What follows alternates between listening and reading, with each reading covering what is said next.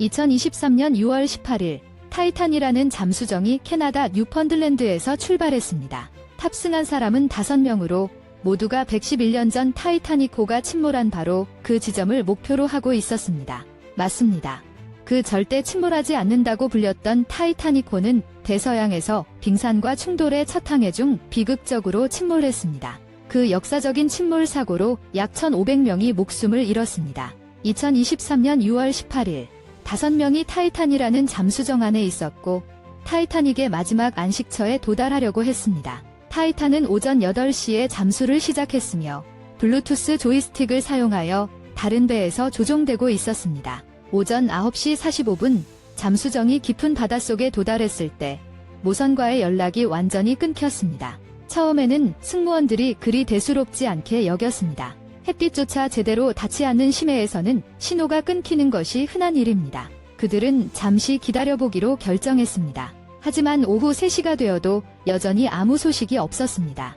그 시간까지 5명의 승객은 안전하게 배로 돌아왔어야 했습니다. 하지만 그렇지 않았습니다. 승무원들은 거의 3시간 더 기다렸습니다. 그 오랜 시간 후에도 잠수정의 흔적이 없자 타이탄의 통신 또는 항법 시스템이 고장 났을지도 모른다는 생각이 들었습니다. 그래서 돌아오지 않았던 것일 수도 있습니다. 그때 그들은 미국 해안경비대에 알렸고 실종 사건에 대한 조사가 시작되었습니다. 거의 나흘 후 잔해가 발견되었습니다. 하지만 그때쯤에는 잠수정이 이미 산산조각 나 있었습니다. 그렇다면 타이탄에게 정말로 무슨 일이 있었던 걸까요? 흥미롭게도 해양기술학회의 사람들은 이 가능성에 대해 경고했었습니다. 왜냐고요? 잠수정은 싸고 저급한 재료로 만들어졌기 때문입니다. 사실 타이탄은 꽤 오랫동안 논란에 휩싸여 있었습니다. 타이타닉 영화의 감독 제임스 카메론은 잠수정의 내비게이션과 통신 시스템이 동시에 고장날 가능성은 거의 없다고 말했습니다. 재미있는 사실, 타이타닉 영화를 찍기 전에 캐머런은 잠수정을 타고 약 30번이나 난파선 현장에 내려갔습니다. 그래서 타이탄의 실종은 결코 정상적인 일이 아닙니다. 그렇다면 이 잠수정에 실제로 무슨 일이 있었던 걸까요? 이를 알아내려면 먼저 잠수정이 실제로 어떻게 작동하는지 이해해야 합니다. 잠수함은 해수면 위와 깊은 해저 아래 모두에서 움직일 수 있는 특별한 수중 차량입니다. 앞뒤에는 큰 탱크가 있으며 이는 펌프를 통해 바닷물을 채우거나 비울 수 있도록 설계되어 있습니다. 탱크가 가득 차면 잠수함은 물보다 무거워져 가라앉기 시작합니다. 다시 떠오르기 위해 탱크를 비워 물보다 가볍게 만듭니다. 이것이 바로 잠수함이 작동하는 간단한 원리입니다. 물에 병을 넣으면 떠오르기 시작합니다. 하지만 누르면 병이 가라앉기 시작합니다. 그 순간에는 손뿐만 아니라 물의 압력도 병을 누르고 있습니다. 압력이 너무 강해지면 병이 천천히 금이 가기 시작합니다. 타이탄에게도 그런 일이 일어났을지도 모릅니다. 대부분의 잠수함은 티타늄으로 만들어지며 이는 엄청난 강도와 수압 견딤 능력으로 유명합니다. 하지만 타이탄은 티타늄뿐만 아니라 탄소 섬유도 사용되었습니다. 이제 이렇게 생각할 수도 있겠죠? 잠깐, 탄소 섬유도 엄청 강한 거 아니야?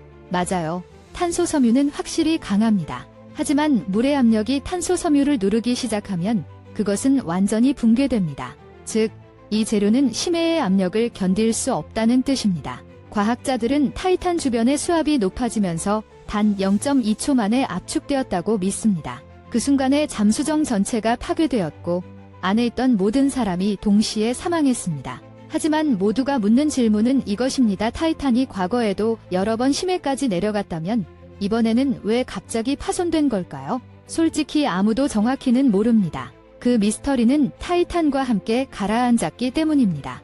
이 시점에서는 타이탄에게 무슨 일이 일어났을지 추측할 수밖에 없습니다. 타이탄은 2009년경부터 운영되고 있었습니다. 필요했던 수준의 정비를 받지 못했을 수도 있습니다. 그리고 이걸 생각해보세요. 깊은 바닷속에서 부품 하나라도 손상되면 돌아오는 것은 거의 불가능해집니다. 게다가 타이탄의 형태와 설계에 대해서는 이미 우려의 목소리가 있었습니다. 제임스 카메론에 따르면 타이탄 잠수정의 형태와 구조는 처음부터 잘못되었다고 합니다. 지어진 방식 때문에 항상 큰 사고의 위험이 있었습니다. 가능한 약점 중 하나, 워터 펌프 시스템, 그리고 바로 그 펌프가 깊은 바닷속에서 고장 났을 수도 있습니다. 그 결과 잠수정은 비극적인 결말을 맞이했습니다. 하지만 진실은 그날 타이탄에게 정확히 무슨 일이 있었는지 아무도 모른다는 것입니다. 이런 탐험은 항상 큰 위험을 동반합니다. 그럼에도 불구하고 위험에도 불구하고 일부 사람들은 그 여행을 위해 수백만 원을 기꺼이 씁니다. 자, 여기 질문입니다. 당신은 정말로 그런 위험한 여행에 돈을 지불하시겠습니까? 댓글로 당신의 답을 남겨주세요. 마음에 드셨다면 좋아요 버튼을 꼭 눌러주세요. 구독하고 알림 아이콘도 눌러주세요. 다음 영상도 놓치지 마세요. 채널의 다른 영상들도 확인해보세요. 시청해주셔서 정말 감사합니다.